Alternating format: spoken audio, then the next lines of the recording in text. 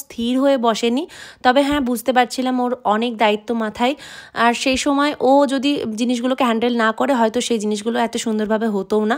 তো আমি তার জন্য কিছু বলছিলাম না। অ্যাকচুয়ালি ব্রাইড ছিল খুবই ভালো, খুবই মিশুকে খুব সুন্দর ব্যবহার, তার হাতের নেল এক্সটেনশনগুলো আমি করেছিলাম। সাজার আগে বা সাজার মাঝখানে ও নিজের লুকটা দেখতে যায়নি, বাট সাজার পর ওর এত পছন্দ হয়েছিল, ও আমাকে অনেক সুন্দর সুন্দর রিভিউ দিয়েছিল। ইভেন ওর বাড়ির সকলে প্রচণ্ড পছন্দ করেছিল ওর সাজটাকে, কিন্তু পার্টি মেকআপ করতে গিয়ে সে আমার সাথে প্রচণ্ড ঝামেলা হয়ে গেছিলো প্রত্যেকটা ক্লায়েন্টেরই। এখন ব্যাপারটা হলো 8টা পার্টি মেকআপ এমন কিছু মুখের কথা না, কিন্তু সবাইকে ম্যানেজ করে সাজানো অনেকটাই হয়ে যায় চাপের ব্যাপার। ভালো হয়েছে, মন পছন্দ।